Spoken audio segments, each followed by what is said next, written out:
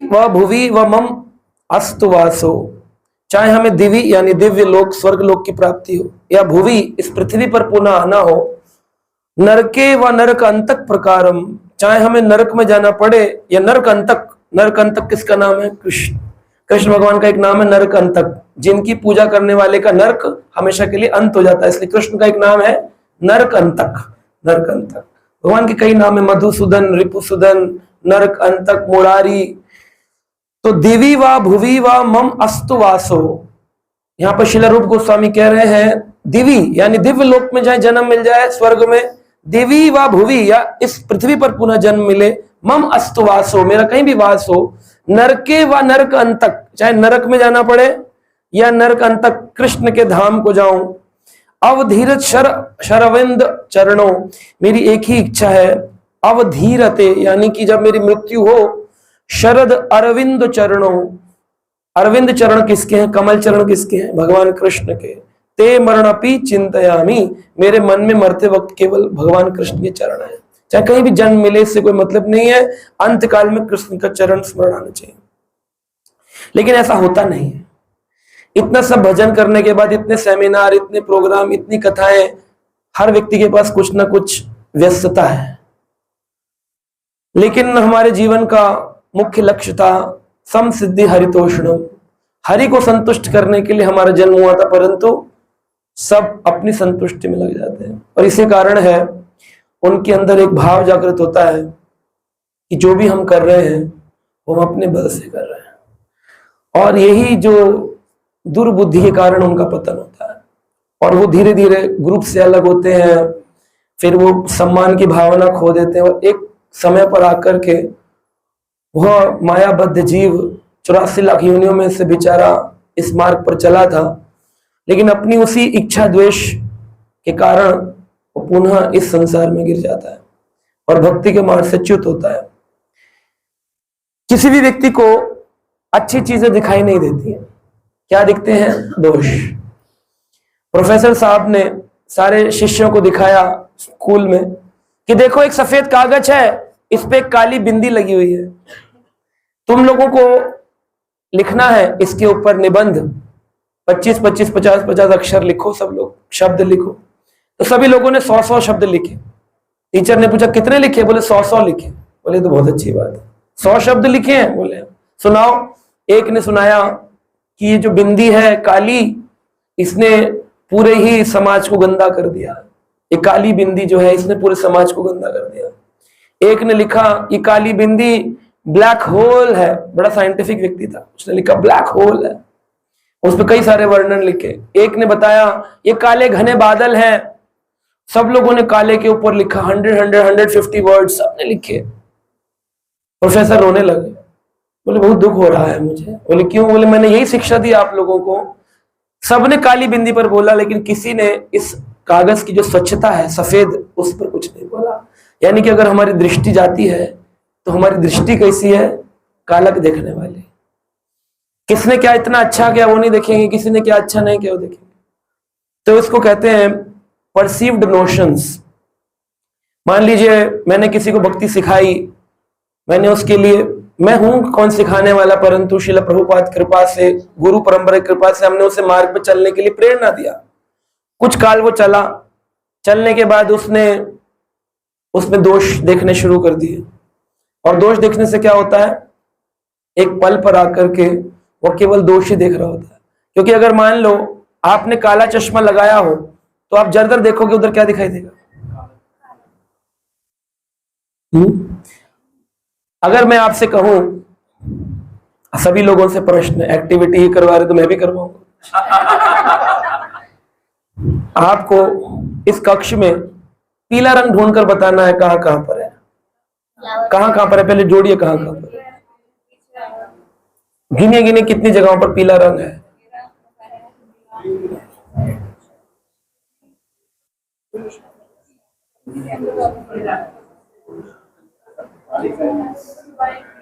कितनी जगह मिला? टोटल नंबर 5 6 कितना? 14 25 26। कैसे? वो पीछे 15। अरे नहीं, वो सबके थोड़ी काउंट करने, कलर तो एक ही है। एक ही है प्रभु जी। एक पुष्प हुए, दो,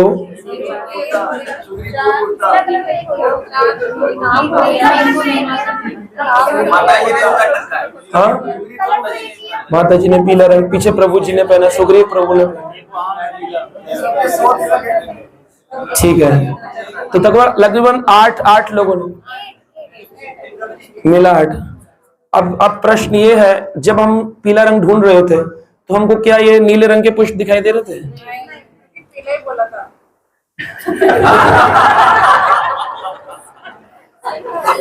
तो होता ये है कि जब हम कान के कच्चे होते हैं और हमारे कान में कोई बात पड़ती है कि इस व्यक्ति में दोष है, तो जब हम उस दृष्टि से देखते हैं तो हमको ये नीला फूल नहीं दिखाएगा, केवल पीला पीला ही नजर आएगा, हमें दिखना ही बंद हो जाएगा, उसकी अच्छाइयां दिखनी बंद हो जाएगी, केवल गंदी बुराई क्योंकि जो व्यक्ति बोल रहा है वो पॉइजन डालेगा कान के अंदर और हमें लगेगा कि हम सही जगह पर हैं, लेकिन हमारे सब गड़बड़ हो जाएगा। तो जो हम देखना चाहते हैं वही हमको दिखता है। भागवत से रजोगुण सीखना चाहोगे तो ध्रुव चरित्र से सीख लोगे कि रजोगुण कैसे होता है, इच्छाएं कामनाएं पूरी होती है। सत्वगुण सीखना चाहोगे तो प्रहलाद चरित्र से सीख लोगे। तमोगुण सीखना चाहोगे तो दक्ष प्रजापति के चरित्र से सीख लोगे। विश्व सत्य सीखना चाहोगे तो गोपियों के चरित्र में प्रवेश कर जाओगे। काम सीखना चाहोगे तो काम शास्त्र भी भागवत से निकल जाएगा कि गोपियां कैसे अपने स्तन पर श्री कृष्ण के चरण रखवाती हैं। तो जो चाहोगे वह प्राप्त कर सकते हो, दृष्टि आपकी, विचार आपके होंगे, उसी प्रकार से आप प्रवेश करो। वही भागवत किसी को कामुक बना देगा, वही भागवत किसी को काम मुक्त कर देगा। आपको देखना है कि कैसे उसको पढ़ना है, कैसे समझना है। इसलिए कहते हैं भागवत गया भागवत स्थाने, भागवत को भागवत भक्त के साथ पढ़ना चाहिए। तो सफेदी किसी को नहीं दिखाई देती है, काले दोष दिखाई देते। इसी कारण से क्या होता है, लोग जुड़ते हैं तब वो अपने दुखी होते हैं। अर्थार्थी ज्ञानी जिज्ञासु कुछ काल चलते हैं साथ में, उसके बाद फिर उनको जो आजू बाजू के लोग होते हैं वो फिर कुछ बोलते हैं। तो फिर जब वो बोलते हैं तुमने प्रभु जी को पीले रंग में देखा, तो फिर वो पीला पीला पीला पीला पीला पीला ही ढूंढेंगे। उनको नीला वाला, लाल वाला, काला वाला, जो कुछ भी कर दो आप उनके लिए, उनको कुछ याद नहीं आएगा। उनको केवल वही चीज आ जाएगी, मेरे साथ ऐसा किया, मेरे साथ ऐसा किया, मेरे साथ। तो श्रील प्रभुपाद जी एक बार हरीश्वरी प्रभु को 1976 होनोलुलु में एक प्रवचन के दौरान मॉर्निंग वॉक चल रहा था, तो उन्होंने पूछा किसी ने, हरीश्वरी प्रभु ने, श्रील प्रभुपाद बुद्धिमत्ता का क्या प्रतीक है? कोई बुद्धिमान है, इंटेलिजेंट है, कैसे पता करें? तो उन्होंने कहा जो व्यक्ति गुरुजनों के प्रति कृतज्ञ रहता है वही व्यक्ति बुद्धिमान है। कोई श्लोक अच्छे बोल रहा है वो बुद्धिमत्ता का प्रतीक नहीं है। जो अपने गुरु को आज भी याद करता है और हमेशा याद करता है वही कृतज्ञ है, वही है। इससे नहीं होता कि कौन कितना प्रचार कर रहा है, कौन कितना बढ़िया बोल रहा है, कौन कितना अच्छा गा रहा है, कौन कितना अच्छा बजा रहा है, कौन कितना अच्छा कुक कर रहा है। टैलेंट तो मान लो कोई माता जी अच्छा भोजन बना रही है, वो भोजन तो होटल में भी बनता है ना, बड़े अच्छे अच्छे, तो लोग क्यूजीन मल्टी क्यूजीन खाने जाते हैं। आज ये जो क्यूजीन भगवान के लिए बना रही है किसने दिया? बोले जिसने दिया उसके प्रति कृतज्ञता भूल गए तो इस सब्जी में को भगवान स्वयं स्वाद चखेंगे नहीं। अब महाभारत का प्रसंग बताता हूं मैं आपको इसके ऊपर। कहते हैं महाभारत के अंदर आया है, जनार्दन जगबंधु शरणागत पालकः तो दास दास दासत्वम दासस्य देहि में प्रभु। ये भीष्म पितामह के बारे में व्यास देव जी पद्म पुराण में अंग आ रहा है, उसमें एक श्लोक है, जनार्दन जगत बंधु। इस जगत के बंधु कौन है? जनार्दन। जनार्दन शब्द का अर्थ क्या है? जो जनों का अर्दन करते, पालन करते हैं। जनार्दन जगत बंधु, इस जगत के असली बंधु मित्र कौन है? कृष्ण। शरणागत पालक, जो भी शरण में आए उसका पालन करते हैं।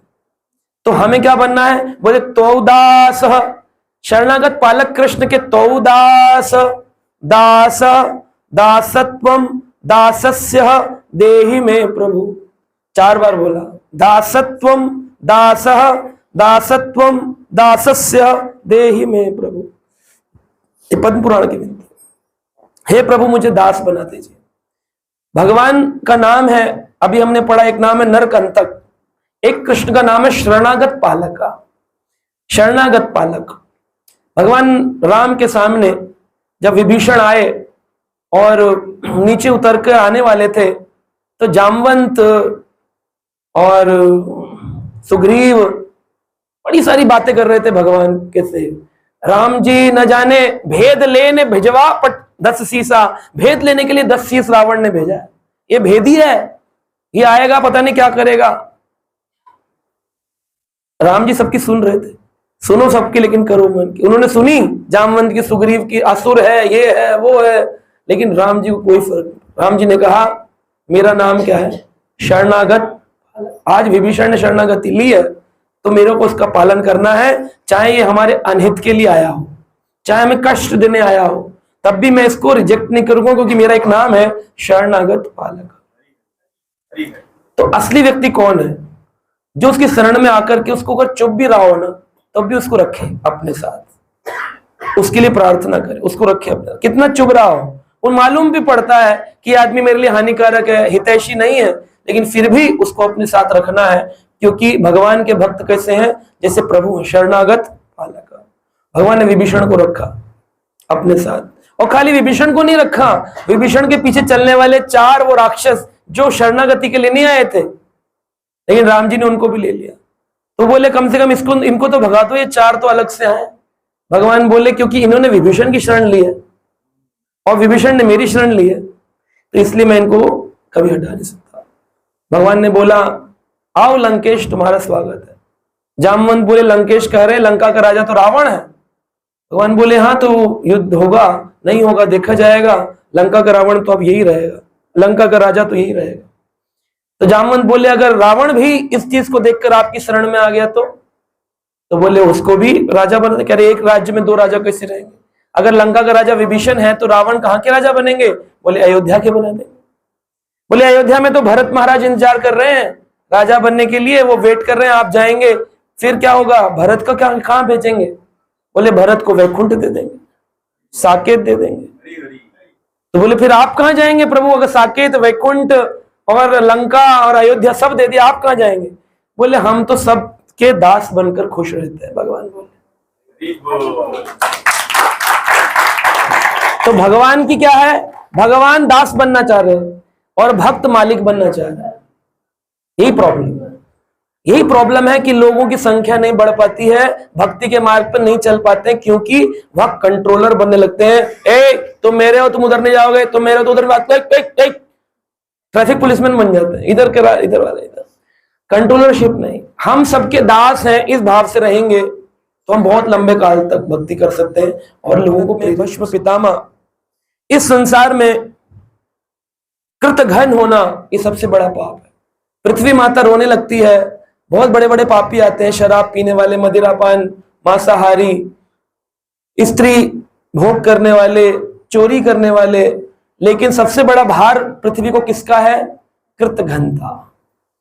कहते हैं जिसने कृतज्ञ ना रहकर कृतघ्न हो गया, वह व्यक्ति पृथ्वी को है ना से ऐसे होता है, इसको कैसे खत्म करूं, उसको उतारूं कैसे, मुझे बेचैनी हो रही इस आदमी से, उस जीव से बेचैन होती पृथ्वी।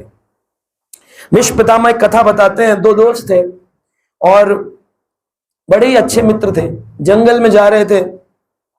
एक मित्र ने दूसरे मित्र को कहा मैं मित्र तुम्हें ना हथियार चलाना सिखा देता हूं, क्योंकि इस जंगल में ना कई सारे भयानक राक्षस रहते हैं, कई सारे भयानक पशु रहते हैं, कल को किसी पशु ने अगर तुम पर आक्रमण किया तो तुम अपनी रक्षा कैसे करोगे? तो ये मित्र बहुत अच्छी तलवार चलाना, धनुष चलाना जानता था, इसने दूसरे मित्र को तलवार चलाना और धनुष चलाना सिखा दिया।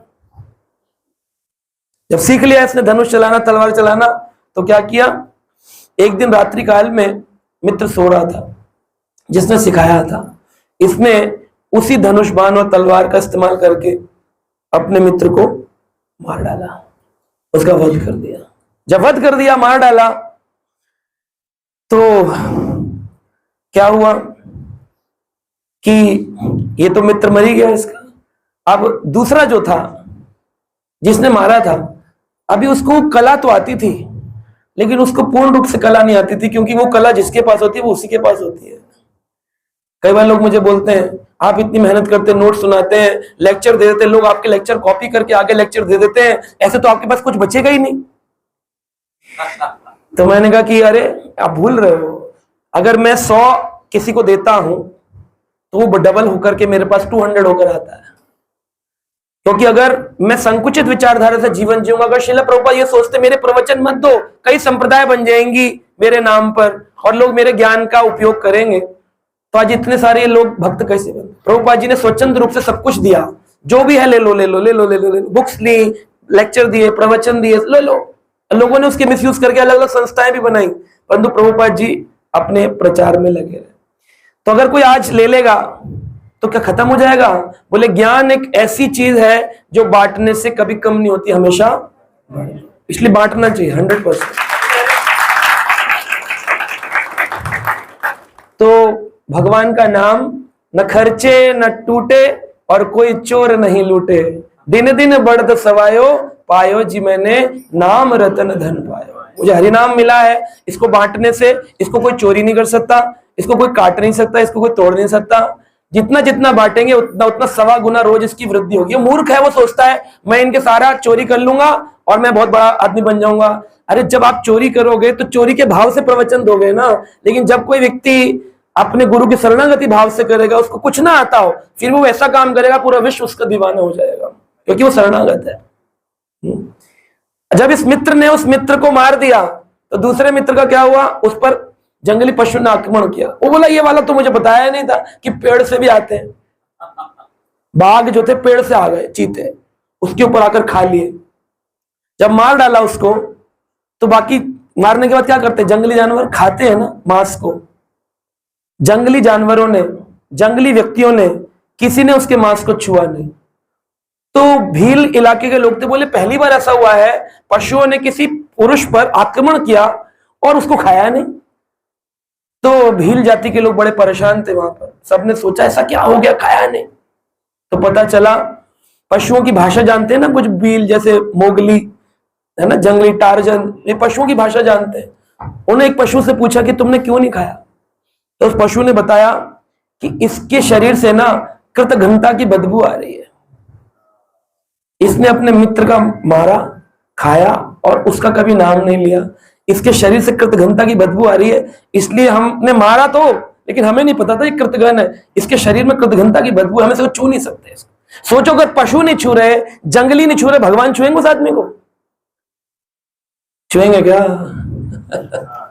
हमारे मरणोपरांत सारी जितनी भी लीलाएं हम कर रहे हैं या करते हैं जो लोग, वो ये भूल जाते हैं कुछ नहीं मिलने वाला।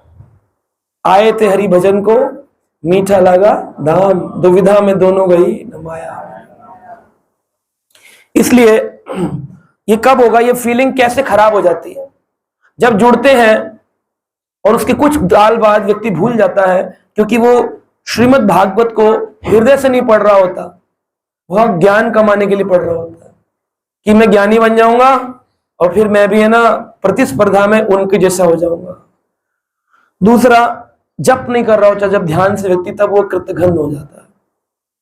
चैतन्य महाप्रभु कहते थे कि अगर कोई व्यक्ति बहुत लो ग्रेड भी हो, लेकिन अगर उसकी चैंटिंग, उसका जप शुद्ध हृदय से होगा, तो चैतन्य महाप्रभु कहते थे मैं उस व्यक्ति के चरणों का वंदन करता हूं, चाहे वो नीची जाति का ही क्यों ना हो, लेकिन वो हृदय से अगर जाप करता है, वो अपने गुरु का शरणागत जीव है और वह वैष्णव अनुगत है और वो व्यक्ति हरि कथा में समर्पित है, तो चैतन्य महाप्रभु कहते हैं मैं उसको भूरी भूरी धन्यवाद देता हूं और उस व्यक्ति के चरणों का वंदन करता हूं। लेकिन जो व्यक्ति गुरु का निंदक है, वैष्णव अनुगत नहीं है, ऐसा व्यक्ति भक्ति तो छोड़ो, मनुष्यता के स्तर से भी गिर जाएगा। इसलिए हमें जीवन में सबके प्रति कृतज्ञ रहना चाहिए। माता पिता, परिवार, गुरु, जिन्होंने हमें आध्यात्मिक ज्ञान दिया, उनके प्रति, सबके प्रति। हो सकता है एक्सटर्नली लोग बोल भी देते हैं अरे अरे हम तो आप ही के हैं, लेकिन इंटरनली वो ही जानते हैं वो क्या सुन रहे होते हैं, वो क्या पढ़ रहे होते हैं। इसी कारण से लोग जुड़ते हैं, छूटते हैं, जुड़ते हैं, छूटते हैं, क्योंकि वो कभी भी शुद्ध रूप से जुड़े ही नहीं। तो किसी ने पूछा, बोले लोग जब छोड़कर चले जाते हैं तो प्रभु जी आपको कैसा लगता है? मैंने कहा मुझे अच्छा लगता है। तो बोले अरे आपको तो दुख होना चाहिए। तो मैंने कहा दुख इसलिए नहीं होता क्योंकि जो छोड़ता है इसका मतलब वो कभी जुड़ा ही नहीं था। जाने बस, जो जुड़ा होता है वो तो रहता है ना, जुड़ा ही नहीं था तो छोड़ता कौन है? जो जुड़ा ही नहीं था। प्रभुपाद जी को किसी ने पूछा आकर, बोले स्वामी जी इस्कॉन में से वो वाले महाराज जी चले गए।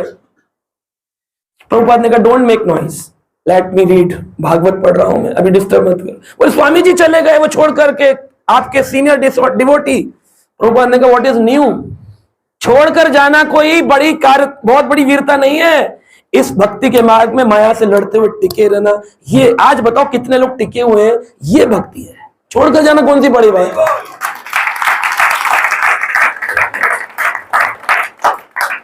दृष्टि में बदलाव लाना पड़ेगा, दृष्टि में बदलाव लाएंगे सब कुछ बदल जाएगा। एक गरीब व्यक्ति बैठा था, भीख मांग रहा था, मैं अंधा हूं मेरी मदद करिए, मैं अंधा हूं मेरी मदद करिए। अब इस एंगल से देखेंगे कोई हेल्प नहीं करता, ज्यादा ज्यादा कोई 5 रुपए 10 रुपए डाल देगा, बोले अंधा है अंधा है अंधा है। सभी लोग एक क्या कहते हैं उसको, जेन्युइन क्या फील होती है, दया, दया के भाव से अंधा है हेल्प कर दो। एक बच्चा जा रहा था वहां से, उसने देखा इसके तो पैसे ही नहीं इकट्ठे हो रहे, बोले एक काम करता हूं इस लाइन को बदल देता हूं, वो तो अंधा ही है। तो उसने बोर्ड हटा लिया उसने लिखा था मैं अंधा हूं मेरी मदद करो।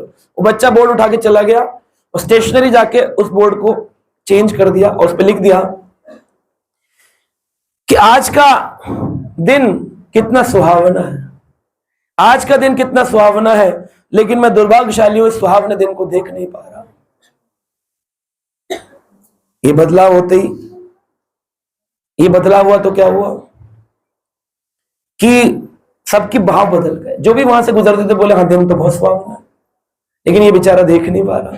तो सब उसकी 100-100, 500, 1000 रुपए देके मदद करने लगे। एक व्यक्ति ने तो आकर के उसकी आंखें बदलवा दी, बोले मैं तुम्हें ये सुहावना दृश्य दिखाना चाहता हूं। तो यानी कि हमारे एक सेंटेंस को कहने के तरीके हो सकते हैं, वो सेंटेंस आपको भक्ति के मार्ग में आगे भी बढ़ा सकता है और पूरा खत्म भी कर सकता है। अब आपको देखना किससे पूछना है। कई बार लोग बोलते हैं हम प्रभु जी तक इसलिए नहीं जाते क्योंकि हमें डर लगता है, वो सीनियर है, बिजी है। बिल्कुल गलत सोच है ये। हमने अपने गुरु महाराज जी से सीखा है, आप अप्रोच करोगे तो आपको प्रश्न का उत्तर मिलेगा, आप गलत व्यक्ति को अप्रोच करोगे आपको गलत इंफॉर्मेशन मिलेगी, उसके हकदार आप हैं, क्योंकि आप गलत व्यक्ति को अप्रोच कर रहे हैं, गलत प्रश्न पूछ रहे हैं, गलत उत्तर मिलेंगे आपको।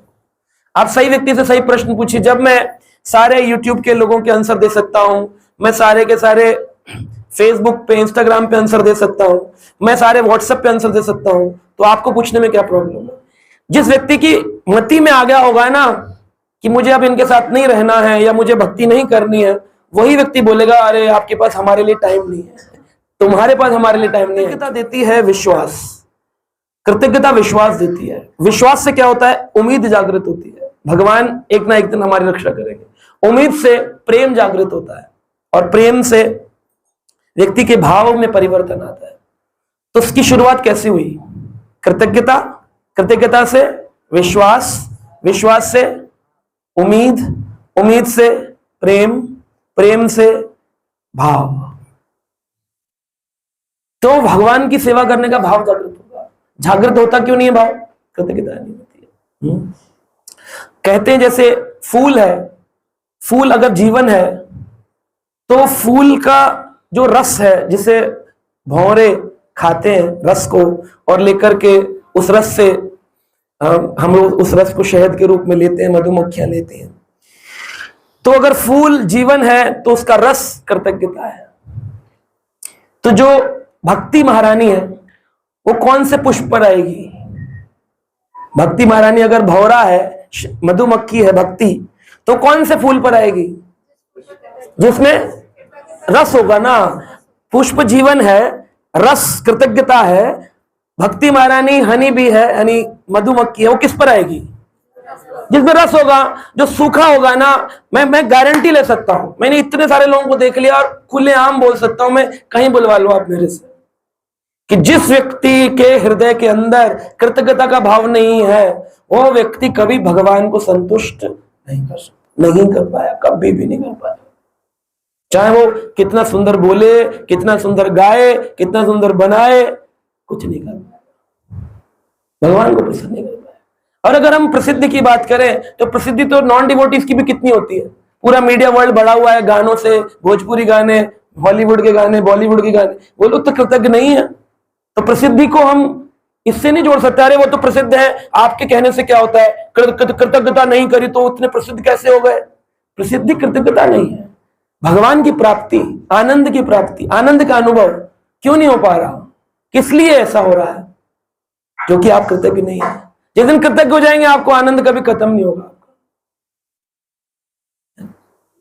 तो ऐसा हम देखते हैं कि भगवान इस बात को वर्णन कर रहे हैं शास्त्रों में आचार्यगण कि अगर आप पुष्प हैं तो अपने अंदर कृतज्ञता रूपी रस लाइए, ताकि भक्ति रूपी मधुमक्खी स्वतः ही आपके जीवन में आकर बैठे और वो आपका रस पिए।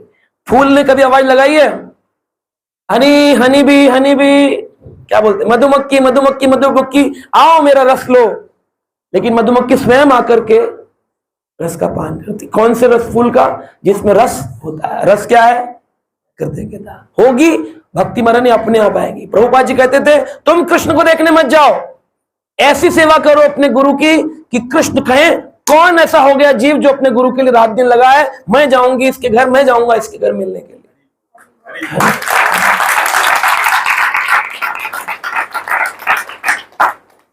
तो जो लोग सोचते हैं हम सेवा कर रहे हैं, हमारे पास टाइम नहीं है, सॉरी प्रभु जी हम आ नहीं पाएंगे, सॉरी हम टाइम नहीं है हमारे पास। टाइम तो तुम्हारे पास कभी रहेगा ही नहीं, भगवान सारा टाइम छीन लेंगे और अंत काल में सब खत्म हो जाएगा, जीरो। श्रीमद् भागवत के 11वें स्कंद में लिखा है, जिस व्यक्ति ने, आप पढ़ लीजिएगा जाकर के, श्री भगवान के ऐश्वर्य, उसमें भगवत गीता के 10वें अध्याय में है और श्रीमद् भागवत के 11वें स्कंद में है श्री भगवान की विभूतियां। उसका आखिरी श्लोक है 11वें स्कंद में। उद्धव जी को भगवान कह रहे हैं कि उद्धव, जिस व्यक्ति ने अपने मन को संतुष्ट नहीं किया, जिस व्यक्ति ने अपने वैष्णव गुरुजन की सेवा नहीं करी, उसकी भक्ति का मटका तो बहुत बड़ा होता है। मान लो 20 लीटर का मटका बनाया, पानी बहुत भरा, 20 लीटर पानी भरा, और एक है 100 ग्राम का मटका कुल्हड़, उसमें भी पानी भरा है, तो किसका ज्यादा पानी है? जो बड़ा है। लेकिन जिसके मटके में छिद्र हो और वो धीरे धीरे रिसेगा, जितना जितना उसमें लिखा है, पढ़ लीजिएगा, भागवत का श्लोक है, जप तप स्वाध्याय जितना कुछ भी करोगे सब रिस्क का धीरे धीरे धीरे धीरे धीरे धीरे। आपको लगेगा अरे मैं क्लास में नहीं जाता हूं, रिसेगा धीरे धीरे, सिक सिक सिक सिक सिक सिक सिक, रिस के मटके में अंत काल का जब मटका फूटता है ना, मृत्यु आती है, तब क्या बचेगा उसके अंदर? तो किसमें ज्यादा पानी था, 20 लीटर वाले में या 100 ग्राम वाले में? जिसमें छिद्र नहीं है वो बच गया। तो छिद्र कैसे है? जिसके अंदर कृत घनता है उसमें छिद्र है, जिसका मन संतुष्ट नहीं है, जिसका मन शरणागत नहीं है। लोग सोचते हैं हम ज्ञानी हैं, हम बड़े हो गए, वो घिस जाता है सारा। इसलिए इस जीवन में येन कृन प्रकारेण, हमें विद्या ले लेकिन विद्या का गौरव ना ले, ज्ञान ले ज्ञान का गौरव ना ले। विद्यार गौरव भ्रमे देशे देशे धन उपार्जन करी।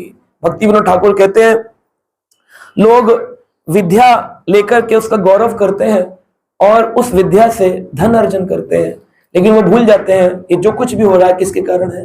मेरे गुरु महाराज की हमारे अभी नित्य लीला प्रवेश समाधि हुई, कितने लोग गए? कितने लोग गए गुरु के पास? नहीं जाते लोग, लोगों को लगता ही नहीं है। श्रील प्रभुपाद जी की व्यास पूजा हो, कितने लोग आते हैं? कितने लोग आते हैं?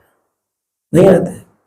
जन्माष्टमी में 3 लाखों लोग होते हैं, अगले दिन श्रील प्रभुपाद जी का जन्म दिवस होता है, आविर्भाव तिथि, नहीं आते।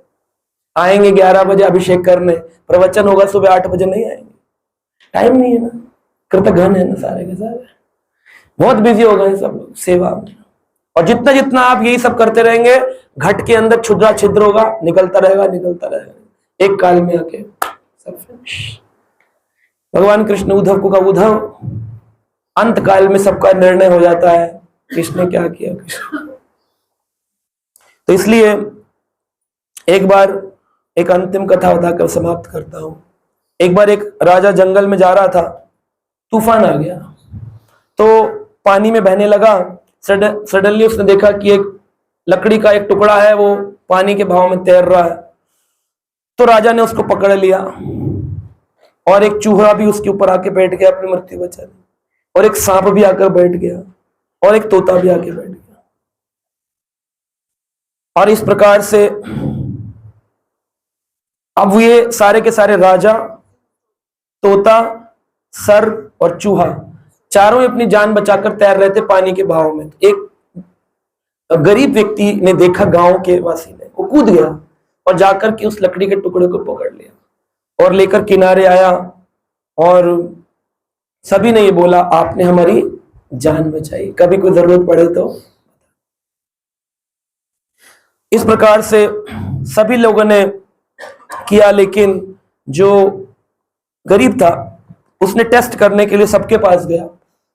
सबसे पहले वो सर्प के पास गया और सर्प को बोला कि आपने एक बार कहा था कि जरूरत पड़े तो बताना। बोले, मैं बहुत गरीब हूं, निर्धन हूं, मेरे पास खाने पीने को कुछ भी नहीं है, अगर आपकी कुछ मदद हो जाती सर्प देव। तो सर्प देवता ने उनको सोने के सिक्के का एक मटका बताया कि मिट्टी में, सांप ने बताया मिट्टी खोदो, मैं सांप हूं लेकिन मैं कहाँ रहता हूं, स्वर्ण मुद्राओं के मटकों के ऊपर रहता हूं, आप ले जाओ। धनी हो गया। चूहे के पास गया, चूहा बोला, हमारी जो बिल है ना, इनके अंदर हमने बहुत सारे लोगों का सामान लाके रखा है, लेकिन एक रानी का गलती से हम मुंह में लेके भाग रहे थे, हार आ गया, हमारे किसी काम का नहीं, हमने दबाया तो हमारे दांतों में दर्द हो रहा है ना, कोलगेट नहीं लगाते जैसे भी है दंत मंजन। बोले, दांत में दर्द हो रहा है, हमसे ही खाया नहीं जा रहा, ये हमारे लिए बेकार वस्तु पर आपके लिए अमूल्य है, आप ले जाओ। उसे भी दिया। फिर वो तोते के पास गया, तोते ने उसको अपने वृक्ष से मीठे मीठे अमरूद प्रदान किए। जब राजा के पास गया, राजा को बोला, राजा हमने आपको एक बार बचाया था, कुछ मदद होती तो राजा ने कहा, पता नहीं, मैं तो इस गरीब को जानता नहीं, कौन है ये गरीब, कहां से आ गया, इसे फांसी पे चढ़ा दो, सुबह से लेकर के हमारे राज्य में हमारी बदनामी कर रहा है, इसने बचाया। अरे राजा सबको बचाता है, तुम राजा को बचाओगे, हमारी वीरता को तुम दाग लगा रहे हो, जाओ यहां से। तो उसको फांसी लगाने के लिए ले गए। फांसी लगाने के लिए गए तो पूछा गया, तुम्हारी कोई अंतिम इच्छा? तो व्यक्ति बोला कि मैं बस एक ही बात बोलना चाहता हूं कि संसार में मनुष्य से भी कोई ज्यादा खतरनाक पशु नहीं, कोई पक्षी पशु कोई योनि नहीं है, मनुष्य सबसे खतरनाक है। तो उसने कहा, क्यों? बोले, सांप जहरीला माना जाता है पर उसने भी मदद करी, चूहा गंदगी फैलाने वाला माना जाता है पर उसने मदद करी, एक पक्षी तोता, रट्टू तोता लोग बोलते हैं, लेकिन उसने भी मदद करी, एक राजा, उसने मेरी मदद नहीं करी। तो मैं ये कहूंगा, जीवन में उन लोगों का संग हो, भगवान उनका संग दे जो कृतज्ञ हैं। कृतघ्न लोगों को जितनी जल्दी निकाल दे हमारे जीवन से उतना अच्छा। इसलिए कभी लोग आपको छोड़कर चले जाए तो बड़ा खुश होना चाहिए, प्रभु एक और परीक्षा में निकल गया कृतघ्न, एक और निकल गया कृतघ्न, एक और निकल गया कृतघ्न, सारे कृतघ्न निकल जाएंगे। सिर्फ कृतज्ञ ही अंत में आपके साथ रहेंगे और उन्हीं की आपको जरूरत है। प्रभुपाद कहते हैं, मुझे हजारों चंद्रमा नहीं चाहिए, तारे नहीं चाहिए चमकते हुए, मुझे क्या चाहिए? एक चंद्रमा मिल जाए, वो इतनी चमक करेगा कि सारे तारों की चमक से बढ़कर के होगा। तो आप सब भक्तों का अधिक अधिक धन्यवाद कि आप लोग आए हैं, कृतज्ञ हैं, ये बात का प्रमाण है। अपना समय निकालकर, कोई कार्यक्रम नहीं है, मेरे जैसे तुच्छ जीव का इस संसार में आना कोई बहुत बड़ा कार्य नहीं है, परंतु फिर भी आपने समय निकाला और यहाँ तक आए हैं और उत्साह मना रहे हैं, तो ये बताता है कि आप शरणागत हैं, कृतज्ञ हैं, और आप सदा सदा कृतज्ञ रहें। यही मेरी प्रार्थना है कि आप श्रील प्रभुपाद जी के कृतज्ञ रहें, कहीं पर भी रहें, श्रील प्रभुपाद के कृतज्ञ रहें। श्रील प्रभुपाद जी ने जो कार्य हम सबके लिए कर दिया है, ये कार्य छोटा कार्य नहीं है। तो इसलिए प्रभुपाद जी ने अगर ये जीवन दे दिया एक बार, तो मैं ऐसे बहुत लोगों को जानता हूं जो प्रभुपाद जी को भी भूल गए, उनके उपदेशों को भूल गए, तो हद के कृतघ्न लोग हैं, हद के कृतघ्न। सो कृतज्ञ रहें तो भक्ति में आपको अवश्य प्रगति मिलेगी। और आज आपने यहाँ आकर के अपनी कृतज्ञता का प्रमाण प्रस्तुत किया है, तो आप सबका धन्यवाद। हरे कृष्ण।